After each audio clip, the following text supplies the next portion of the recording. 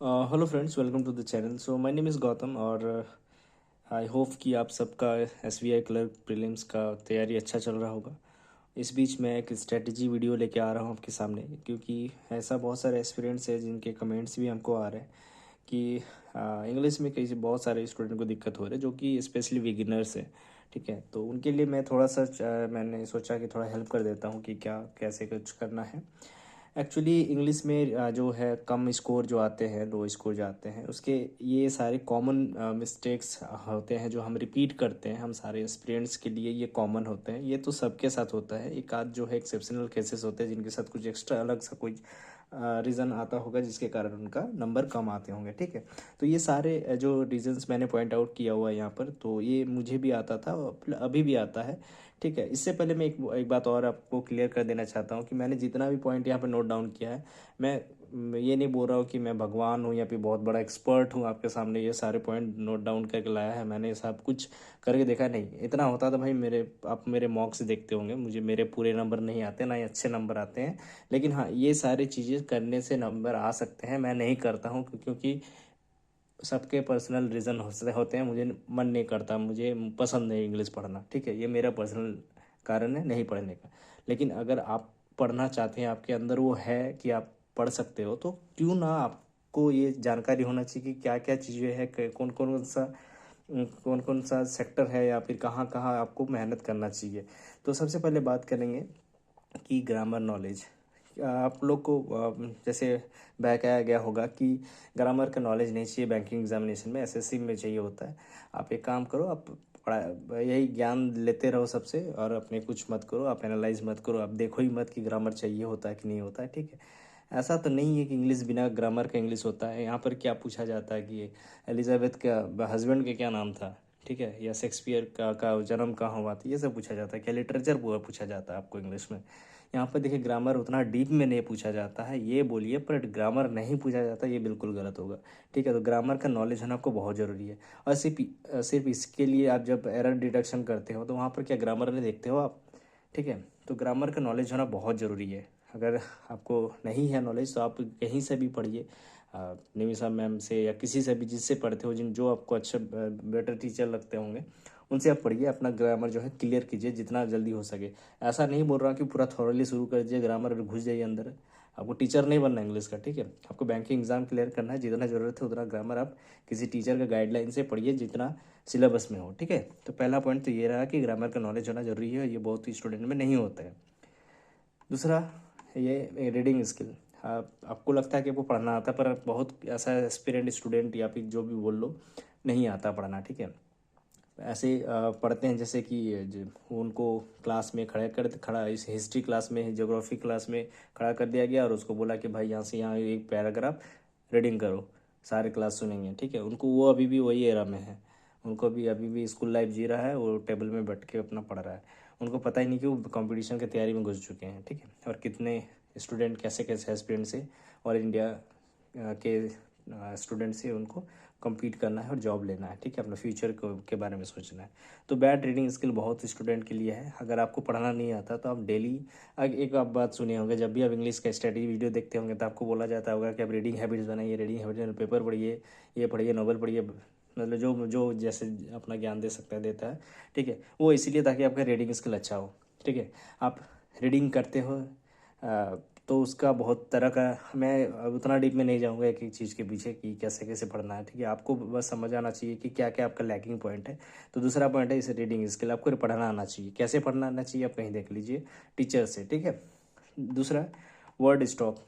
यार आपके पास word stock होना चाहिए। ठीक है, आप इंग्लिश के पेपर देने जा रहे हो, आपको वहाँ पता है कि आपका अगर क्लरिकल पेपर हो, पीओ पेपर हो, मेंस हो, प्री हो, कुछ भी हो, आपको जो है वर्ड मीनिंग पूछा जाता है। ठीक है, क्लरिकल पेपर में ज़्यादा पूछा जाता है, मेंस में, ये सॉरी, प्री में और मेंस में, और पीओ में थोड़ा कम पूछा जाता है, और जो पूछा जाता है वो आपसे बहुत कम ही बनता है। ठीक है, पीओ का जो वर्ड मीनिंग होता है, लेकिन आपको वर्ड मीनिंग आना चाहिए। ठीक है, मैं आपको एक कॉपी दिखाऊं, देखिए, ये देखिए मेरे पास जैसे कॉपी हमेशा रहता है। यहाँ पर देखिए, मैं हिंदी में लिखता हूँ, आपको क्या लग रहा होगा। ठीक है, देखिए, मैं हिंदी में लिख लेता हूँ, वर्ड में नहीं इतना, इससे ये पूरा भरा पड़ा है एक्चुअली। मैं क्या बताऊँ, मेरे पास और ऐसे पेपर रहता है।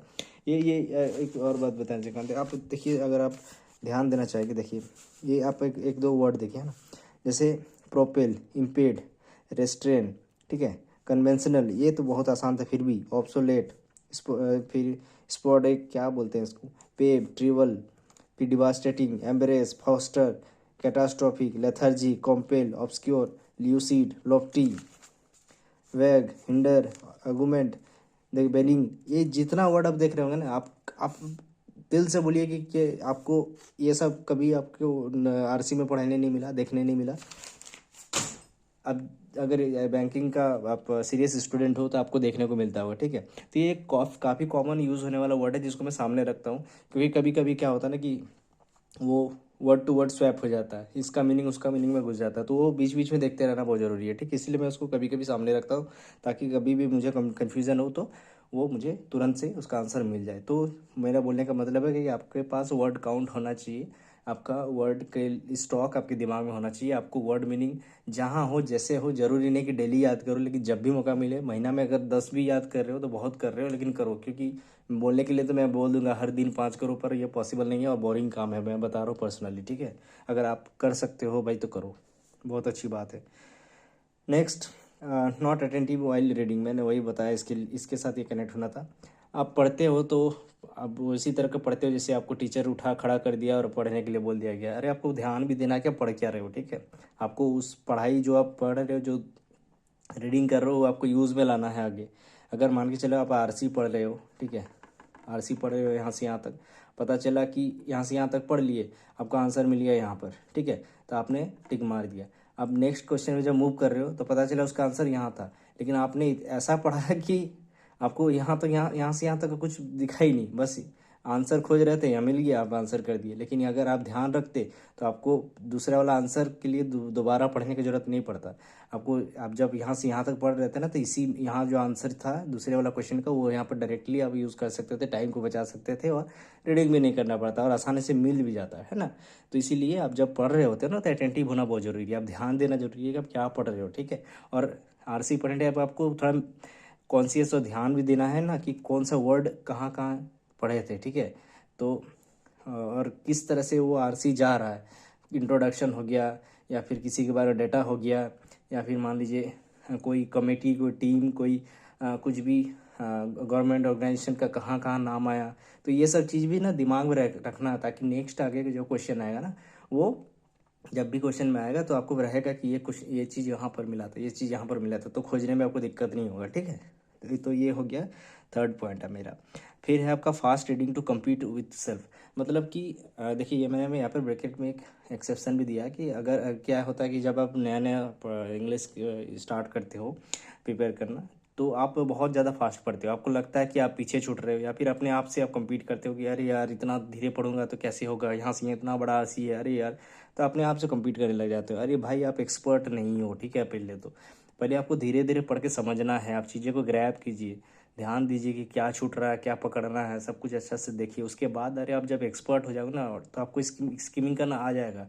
आप 2 लाइन छोड़ के भी पढ़ोगे ना, आपको पता चल जाएगा कि बीच वाला लाइन क्या छोड़ा था मैंने, ठीक है। अब रिलेट कर पाओगे। लेकिन जब आप स्टार्ट करते हो ना, तब इतना फास्ट मत पढ़ो कि आपको compete करना, भागना है बस पढ़ पढ़ के। आपको ऐसा थोड़ी है कि वहाँ पर ड्यूटी या रिस्पॉन्सिबिलिटी दिया गया कि आप यहाँ से यहाँ तक पढ़ के कंप्लीट करो तो 5 सेकंड में, ऐसा तो नहीं है ना। आप पढ़ रहे हो अपने लिए, और उस चीज़ को इस्तेमाल करने के लिए, आगे यूटिलाइज करने के लिए, आगे अपना जो क्वेश्चन है उस पर बनाने के लिए। तो इसीलिए आप पढ़ो, ताकि आप वो पढ़ाई आपका काम में है, ना कि आपको पढ़ के आपका कोई ड्यूटी कंप्लीट नहीं करना है। तो ये चीज़ आपको ध्यान देना है। नेक्स्ट, आप लोग बहुत कॉपी करते हो यार आजकल, अपने ऐसे क्या किया, वहाँ एरर था, यहाँ ये था, उन्होंने इसको ऐसे सॉल्व किया, उस वो टीचर ऐसे बताते हैं, ये टीचर ऐसे बताते हैं। ये कॉपी करना छोड़ दो यार, ठीक है।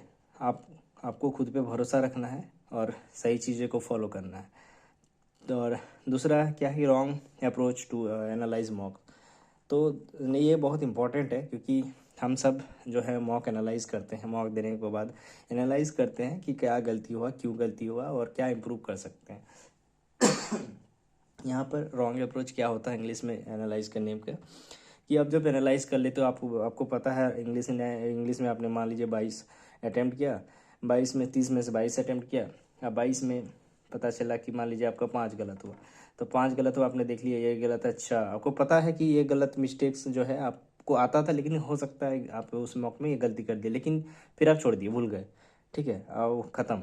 लेकिन आपको जो देखिए मैंने ये नोट किया है कि आपको वो सॉल्यूशन याद, वो ध्यान में रखना है, ठीक है।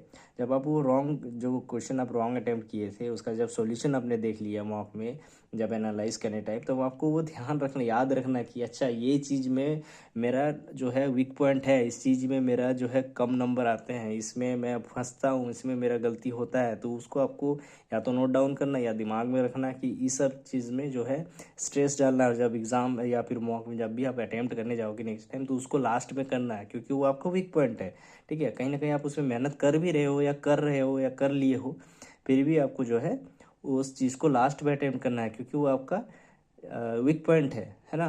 क्यों अपना मार्क्स खत्म, मतलब खतरे में डालना है उस वीक पॉइंट को ट्रिगर करके। तो आप अपना स्ट्रॉन्ग पॉइंट जो आप बाकी चीज़ें कर सकते हो, जहाँ पर आपका एरर कम होते हैं, मिस्टेक्स कम होते हैं, उस पर ध्यान दो, ताकि आपका नंबर 1 नंबर बढ़ जाए। भले 10 सेकंड 20 सेकंड ज़्यादा टाइम लगे, पर नंबर तो बढ़ जाएंगे ना, वो विदाउट एनी रॉन्ग अटेम्प्ट।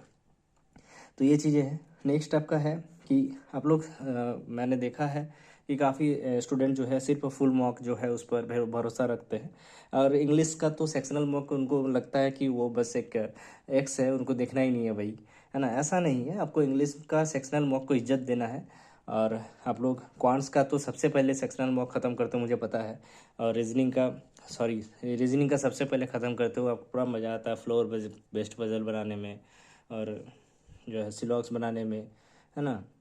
लेकिन जैसे इंग्लिश खोलते हो आपको बहुत बोर लगता है, 2 से 4 आप ख़त्म कर पाते हो, बाकी आपका पड़ा रह जाता है, ख़त्म हो जाता है आपका 1 ईयर का सब्सक्रिप्शन, लेकिन आपका सेक्शनल वर्क इंग्लिश का पढ़ा रह जाता है। तो उसको कंप्लीट करना है, ठीक है, उसको इज्जत देना है, क्योंकि आपका जो प्रैक्टिस क्वेश्चन है वहीं से तो मिलेगा, टाइप्स ऑफ क्वेश्चन वहीं से तो मिलेगा, लेवल ऑफ क्वेश्चन वहीं से तो मिलेगा।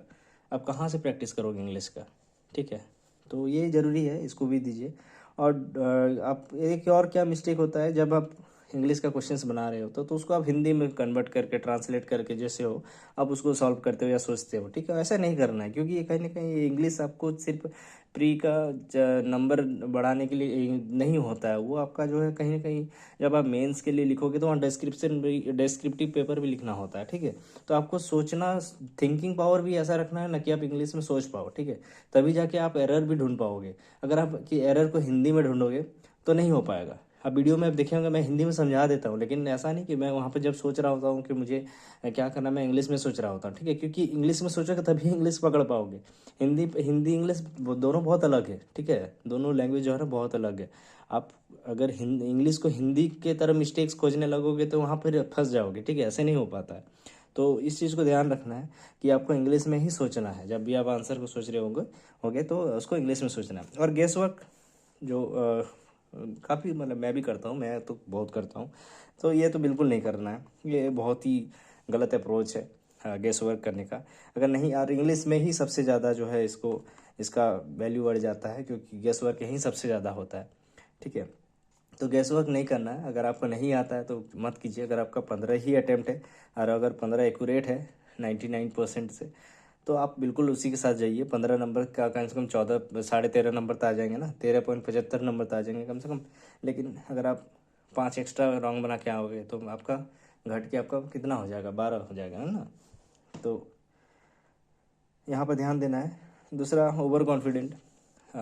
कुछ जैसे आप मान के चलिए आपके पास एक बुक है जिसका नाम है 120 रूल्स ऑफ ग्रामर, आप उसको पूरा पढ़ लिए तो आपको लगा कि आप दुनिया के सारे इंग्लिश सीख गए, अब तो आपके सामने कोई नहीं टिक सकता है ना। आप शशि थरूर को तो ऐसे ही चैलेंज कर दोगे कि भाई आओ इंग्लिश में बात कर मेरे साथ। तो ऐसा नहीं होता है। अगर आपको आता है तो बहुत अच्छी बात है, क्योंकि हर बाप का बाप होता है, आप ज़्यादा हीरो मत बने। अगर आपको आता है, अब आप टेस्ट दे, आप अच्छा नंबर निकाले, आप जॉब ले, आप बैठे, ठीक है। लेकिन जो है ओवर स्मार्ट नहीं करना है कि आपको बहुत ज़्यादा आता है बहुत बढ़िया बात है भाई, अपने तक रखिए। या फिर आपको पढ़ाना है तो पढ़ाइए, आप यूट्यूब में चैनल बनाइए, उसमें बताइए, समझाइए सबको कि कैसे आपका नंबर आ रहे हैं, कैसे आप कर पा रहे हो। लेकिन आप ओवर स्मार्टनेस अगर आपको नहीं आता तो नहीं दिखाना है टेस्ट में या एग्ज़ाम में, ठीक है, दैट इज़ अ पॉइंट। रट्टा रट्टा नहीं मारना है, ठीक है। आंसर, यहाँ पर रट्टा मारने का मतलब था मेमोराइज एग्जाम एरर्स। अगर कहीं पर आप एरर डिटेक्शन का क्वेश्चन कर रहे होते हो तो ही के साथ डज क्यों हुआ या डू क्यों नहीं हुआ, ये सब आप रट लेते हो, आपके पीछे उसके पीछे रीज़न ढूंढने की कोशिश नहीं करते हो, ना ही उसको, अरे उसके रीज़न को याद करो ना अगर करना ही है तो। अगर आपका वर्ड पावर मेमोराइज पावर अच्छा है तो उसका रीज़न को याद कर लो। आप लोग आंसर को याद कर लेते हो भाई। अब मैंने देखा है ऐसा मेरे पास आया था एक मॉक का वीडियो, मैंने देखा तो बोला कि मैंने इसके साथ तो ये होता है, इसके साथ ये होता है। मैं देख रहा तो भाई ऐसे कैसे हो सकता है, ये सब बोल रहे इसके साथ ये ऐसे होता है, इसके साथ ये होता है। वो तो रट लिया पूरा, पूरा पूरा रटा हुआ था उसका। इसके साथ ऐसा होता है, उसके साथ वैसा होता है, ऐसे नहीं होता है। ऐसे आप कब तक बचोगे? प्रीलिम्स का एग्ज़ाम निकाल पाओगे ज़्यादा से ज़्यादा, मेंस भी देना है भाई। ठीक है, नेक्स्ट, ये कॉम्पिटिटिव अदर्स, ये यार ये बहुत बड़ा ब्लंडर है अभी तो।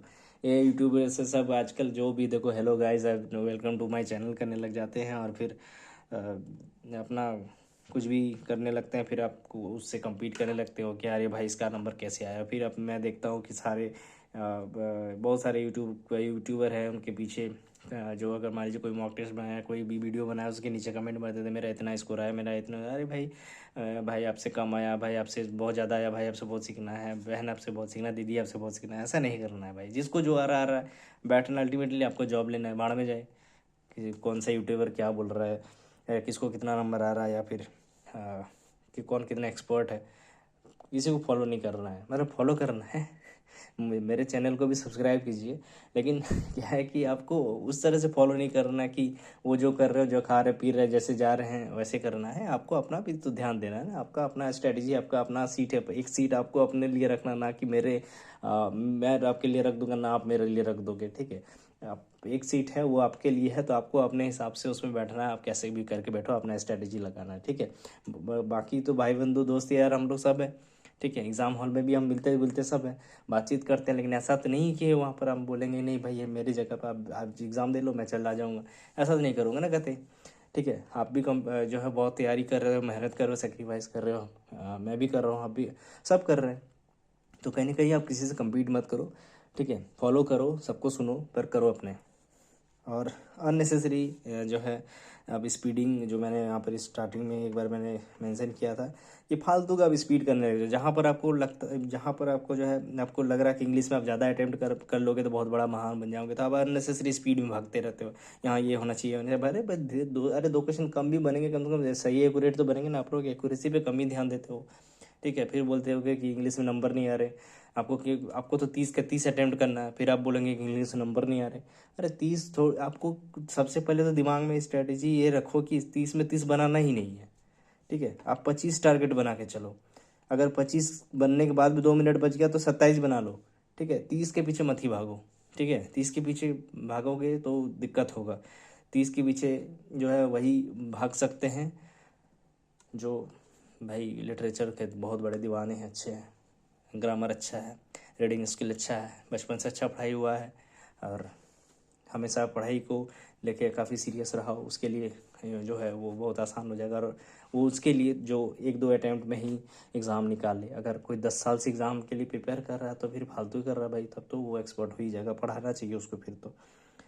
Next, lack of root word जो है उसका नॉलेज। ठीक है, तो रूट वर्ड जो है आपको होना ज़रूरी है, क्योंकि क्या होता है एग्जामिनेशन में, मैंने यहाँ पर जैसे बोला कि आपको वर्ड स्टॉक आना चाहिए। तो क्या होता है कभी कभी आप जो है वर्ड मीनिंग नहीं जानते हो, लेकिन ज़रूरी नहीं कि ना दुनिया भर का वर्ड मीनिंग आपके पास हो, आप पूरा डिक्शनरी रट्टा मान लो। नहीं हो पॉसिबल है, किसी के लिए भी इम्पॉसिबल है ये। आपका दूसरी बात तो आपका वो टास्क ही नहीं होना चाहिए कि आप पूरा डिक्शनरी लेके बैठ जाओ और उसको रटो। ठीक है, आपका और भी सब्जेक्ट्स है और भी चीज़ें जैसे जीके जीएस वो भी आपको याद रखना होता है, कंप्यूटर भी याद रखना होता है अगर आप आरआरबी के लिए जा रहे हो तो कहीं ना कहीं आपको इंग्लिश में ही पूरा पूरी बोलूँगा कि आप पूरा पूरी ध्यान दे दीजिए, पूरा जान लगा दीजिए। ऐसा नहीं वर्ड मीनिंग रटते रहिए डेली 10 नहीं, मैंने बोला नहीं, महीना में 10 वर्ड यूज़ अगर आप याद कर रहे हो तो बहुत है, लेकिन रूट वर्ड आपको याद जो है कुछ कुछ वर्ड का जो कॉमन वर्ड है उसका होना जरूरी है। ताकि क्यों, इससे क्या होता है कि कभी कभी जब इंग्लिश में आपका अटेम्प्ट कम जा रहे हो तो वर्ड मीनिंग वगैरह ये सब जो है थोड़ा बहुत आपको हेल्प कर देता है नंबर स्कोर करने में। ठीक है, क्योंकि वहाँ पर जो है आप रूट वर्ड से भी किसी वर्ड का मीनिंग आप गेस कर सकते हो। ठीक है, ये गेस करने में आसान होता है, ना कि आपको एक पूरा पूरी एक्यूरेट हेल्प हो जाएगा। ठीक है, पूरा पूरी एक्यूरेट हेल्प तब होगा जब आपको बहुत सारा रूट वर्ड याद होगा। आप रूट वर्ड को पूरा पूरी भी तो याद नहीं कर सकते हो, वो तो बहुत सारे बुक्स हैं मार्केट्स में, और ऑनलाइन भी मिल जाएंगे आपको, लेकिन ऑफलाइन भी मिल जाएंगे आपको। लेकिन क्या है कि आप रूट वर्ड सारा कैसे याद करोगे यार, और भी तो कुछ पढ़ना है ना आपको। तो ये चीज़ है कि थोड़ा बहुत उसका भी नॉलेज रख लिया कीजिए, और प्रैक्टिस पर ध्यान दीजिए। प्रैक्टिस आप बहुत कम करते हो, दिन सुबह स्टार्ट करते हो मैथ्स से, रात को सोने से पहले ही मैथ्स लेके ही ख़त्म करते हो। ठीक है, तो इंग्लिश को भी जो है आप जब एनर्जेटिक यूज फील करो तभी इंग्लिश पढ़ो। अब मैं मतलब ये मेरा स्ट्रेटजी है, मैं जब एनर्जेटिक फील करता हूँ तब इंग्लिश पढ़ता हूँ, नहीं तो बाद में मेरा इंग्लिश होता है नहीं भाई। ठीक है, मुझे इंग्लिश पढ़ने से नींद आता है, बहुत बोरिंग लगता है। मैं बताऊँगा कि मैं क्या करता हूँ या फिर मेरा कैसे कैसे यहाँ तक जर्नी रहा इंग्लिश का, तो वो बाद में थोड़ा देर 2 मिनट का मैं समय लेके बता दूंगा आपको। लैक ऑफ कॉन्फिडेंस, अरे आपको लगता है कि आप बहुत खराब हो, आप हिंदी मीडियम से हो, आप सरकारी स्कूल से हो, तो आपको इंग्लिश नहीं आता है। अरे अब मैं आपको अब यहाँ से स्टार्ट कर रहा हूँ मेरा स्ट्रैटेजी। ठीक है, मैं इंग्लिश मीडियम स्कूल से हूँ, ठीक, मैं पहले तो क्लियर कर देता हूँ। ठीक है, अब बता रहा हूँ। देखो, ये इंग्लिश मीडियम के जितने भी स्टूडेंट्स होते हैं, इस स्कूल के बच्चे होते हैं ना, ये लोग जो है ना इंग्लिश में बस बात बहुत अच्छा कर लेंगे, पर इसका जो पेपर है ना बहुत घटिया होता है, क्योंकि ये लोग इंग्लिश में ध्यान ही नहीं देते हैं। ठीक है, मैं बता रहा हूँ, ज़्यादातर इंग्लिश मीडियम के स्टूडेंट जो है अपना इंग्लिश का जो कोर इंग्लिश जो होता है, ग्रामर और लिटरेचर, उस पर ध्यान ही नहीं देते, क्योंकि इनको डेली यूज़ का होता है, इंग्लिश में बात करते हैं इस क्लासेस में, और टीचर इंग्लिश में पढ़ा रहे थे, तो इनका इंटरेक्शन बहुत अच्छा होता है इंग्लिश का। तो ये इंग्लिश पढ़ लेते हैं बहुत जल्दी फास्ट, क्योंकि इंग्लिश में ही सारा किताब बुक मैथ सब कुछ पढ़ रहे होते हैं बचपन से, तो इंग्लिश पढ़ लेते हैं बहुत जल्दी। ठीक है, रीडिंग बहुत अच्छा होता है, और जो है चीज़ें को रिलेट कर पाते हैं, क्योंकि वो उस तरह का वर्ड से हमेशा खेलते आए हैं, देखते आए हैं, सुनते आए हैं ना, इंग्लिश को हमेशा माहौल में रहे हैं, तो इसलिए इंग्लिश के इन लोग के लिए थोड़ा कॉमन हो जाता है, बस इतना ही, इससे ज़्यादा कुछ नहीं। दूसरा क्या होता है ना कि जो कंपटीशन के लिए तैयारी कर रहे थे ना, वहाँ पर एक फ्रेश इंग्लिश सीखने वाला बच्चा बहुत स्ट्रांग होता है कंपेरेटिवली जो इंग्लिश मीडियम से होता है उससे। मैं बता रहा हूँ, ये बहुत डीप वर्ड है, लेकिन मैं आपको इसका रियल बात बता रहा हूँ, क्योंकि आप जब फ्रेशली सीख रहे हो ना, तो बहुत आप अच्छा से सीख रहे हो, थॉरोली सीख रहे हो, आप उस चीज़ को सीखने के इससे सीख रहे हो, मतलब कि आपको सीखना है इस वे में सीख रहे हो। लेकिन जब आप इंग्लिश मीडियम स्कूल से आ रहे हो ना, तो आपको पता होता है कि हम मुझे तो आता है, मैं क्या ही पढ़ूंगा। सेम केस मेरे साथ होता है, मुझे पढ़ना बहुत बोरिंग लगता है, क्योंकि मुझे लगता है मुझे आता है, मैं नहीं पढ़ूंगा। दूसरा बात, मैं इसमें से बहुत कम ही चीज़ जो है कर पाता हूँ। एक तो वर्ड याद करता हूँ, वो बस होता करना पड़ता है, क्योंकि फंसता हूँ मैं भी। बाकी जो है स्कीमिंग, मुझे रीडिंग मेरा अच्छा है, इसलिए मैं कर पाता हूँ। आप देखे होंगे, मैंने अभी रिसेंटली जो है IBPS PO मेंस का स्कोर कार्ड डाला, उसमें सबसे ज़्यादा नंबर अगर मेरे किसी में आया तो वो रीडिंग जो है राइटिंग में आया है, डिस्क्रिप्टिव में। तो आप मुझे लिखना और ये सब में बहुत जो है मैंने कंपटीशन भी जीता हुआ है स्कूल लेवल का, तो ये आता है, ये मेरा स्ट्रॉन्ग है थोड़ा। मुझे ग्रामर का नॉलेज कम है, लेकिन जब मैं लिखता हूँ तो गलत नहीं होता है, और मैं मेरे पास वर्ड से सेंटेंस अरेंजमेंट और क्रिएशन वो ऑटोमेटिकली एग्ज़ाम के टाइम आ जाता है, या फिर कभी कभी भी मैं डिबेट वगैरह में के लिए कंपटीशन में जब भी मैं पार्टिसिपेट करता था, तो मुझे आ जाता था।